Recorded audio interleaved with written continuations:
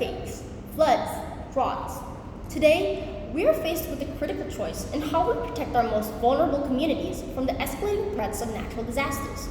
Some may argue that when tackling such challenges, the simplest solution is to pack it up and move. But governance is rarely simple, and human lives are not merely chess pieces to be moved across the board.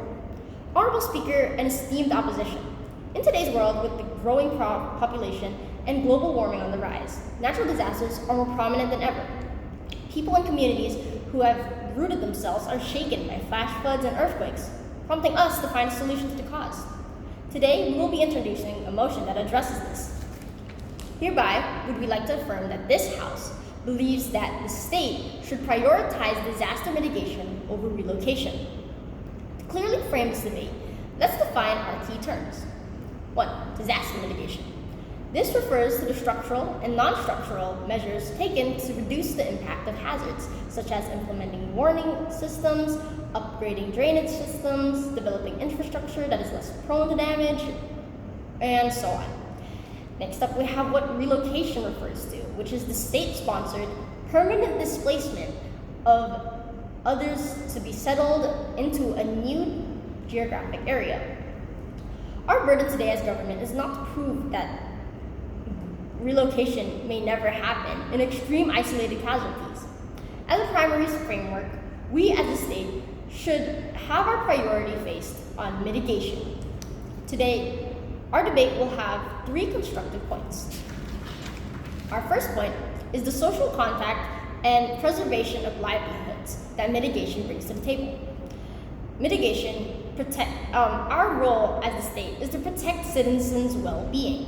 And by prioritizing relocation, we're fundamentally misunderstanding it. Communities have rooted themselves. Communities are not merely chess pieces, like I said before. They are, in a way, trees. They root themselves to the ground that they live in. And here we can see that economic necessities and geographical advantages are established in these communities. Local economies will be disrupted with fishing and tourism sectors being absolutely wiped off the map, trade routes, and so on.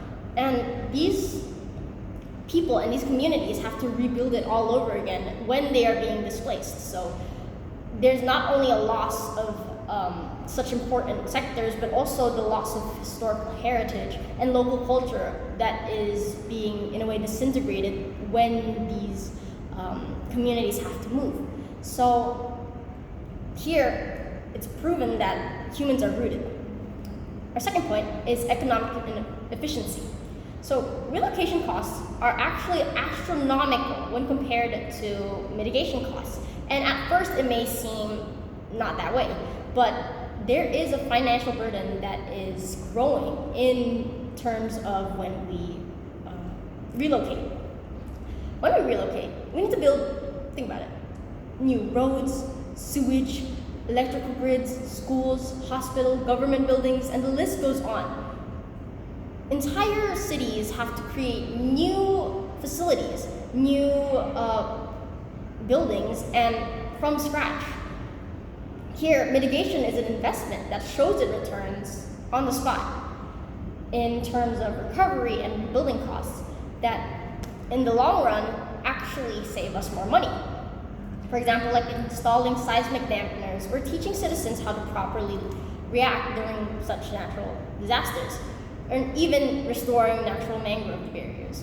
We use infrastructure that was already there, so thereby is it cheaper. Number 3 is the protection and preparation of citizens. So mitigation can also talk about, like I said before, non-structural ways or methods, such as education. We can teach citizens how to react when the disaster actually happens.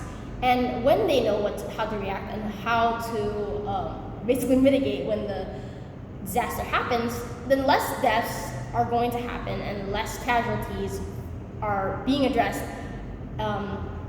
as we are collectively addressing it from the source, from the beginning of the problem, when the disaster is actually happening. And prepared cities and prepared citizens face the problem head on, not just move on and to recover from zero. Furthermore, my Deputy Prime Minister will be deepening our argument and illustrating the mechanisms, as well as our whip, who will be concluding today's debate. So, in conclusion, in the face of disaster, we can move and rebuild, but the costs and the culture that these communities have cultivated for a lifetime do not need to be sacrificed. We, as a society, can address the problem from the root cause. We can react to the problem when it happens. And we can even mitigate it so that it doesn't happen in the first place. Thank you for listening.